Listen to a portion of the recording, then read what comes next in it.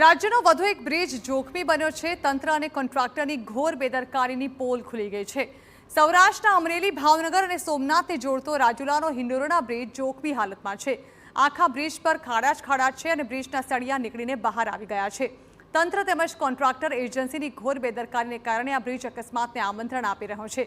Bridge પર ક્યાંય કામગીરી દેખાતી નથી। બ્રિજની આવી હાલતમાં પણ નાના મોટા અનેક વાહનો પસાર થઈ રહ્યા છે તો સૌરાષ્ટ્રના 3 જિલ્લાને જોડતો અને ખૂબ મહત્વનો ગણાતો બ્રિજ સમારકામ બાકી રહ્યો છે, છતાં તંત્રની નજર પડી નથી। અગાઉ પણ અનેકવાર બ્રિજ પર ખાડા પડ્યા છે અને સમારકામ થયું છે, પરંતુ નબળી કામગીરીને કારણે સ્થિતિ જેમની તેમ છે, જેથી લોકોમાં ભારે રોષ છે।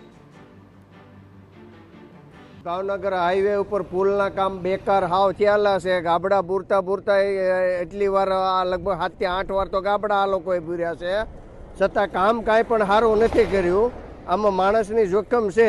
છેલ્લા 2-3 વર્ષથી બન્યો ત્યારથી તૂટતો જ આવે છે અને 5-6 વખત આ રિપેરિંગ થયું। અત્યારે પણ આમાં સળિયા દેખાય છે।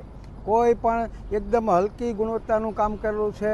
સરકારશ્રીએ કોઈ પણ કોન્ટ્રાક્ટરોને કાંઈ આમાં સરકારશ્રી ધ્યાન આપતી નથી। કોન્ટ્રાક્ટરોને તપાસ કરાવવી જોઈએ, જેથી કરીને કોઈ પણ માનહાનિ થાય। કાલ સવારે પુલ તૂટી જાય, કોઈ એક્સિડન્ટ થાય, પછી સરકારશ્રી મૃતકોને 5 લાખની સહાય આપે, તો પહેલાં કરતી એની કરતાં પહેલાં જ આ હરખું રિપેરિંગ કરાવવું જોઈએ ને।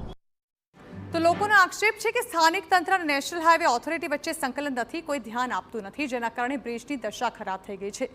જો સમય પર સમારકામ નહીં થાય તો ગંભીર દુર્ઘટના જેવો બનાવ ફરી બની શકે તેવો લોકોમાં ભય છે। મહત્વનું છે કે રાજ્યમાં કેટલીક વખત પુલ તૂટવાની ઘટના બની ચૂકી છે, જે બાદ સરકારે તમામ બ્રિજની તપાસ કરીને યોગ્ય કામગીરીના આદેશ આપ્યા હતા, પરંતુ અધિકારીઓ આદેશને ઘોડીને પી ગયા હોય તેવું લાગે છે, કારણ કે આ બ્રિજના દ્રશ્યો જ હકીકત વર્ણવી રહ્યા છે। જો હજી પણ ધ્યાન નહીં અપાય તો ગંભીરા જેવી દુર્ઘટના ઘટે તો નવાય નહીં। અમરેલી જિલ્લામાંથી પસાર થતો ભાવનગર સોમનાથ નેશનલ હાઈવે 1 વર્ષ જેટલો સમય થયો છે ને કરોડોના ખર્ચે સરકાર દ્વારા બનાવવામાં આવ્યો, પરંતુ જે રીતે હું આપને દ્રશ્યો બતાવીશ, રાજુલાના હિંડોરણા નજીક આવેલો બ્રિજ, ક્યાં કેવા પ્રકારના લોખંડના સળિયા બહાર આવ્યા છે, જે રીતે આ કેટલી નબળી ગુણવત્તાનું કામ છે તે આપ જોઈ શકો છો।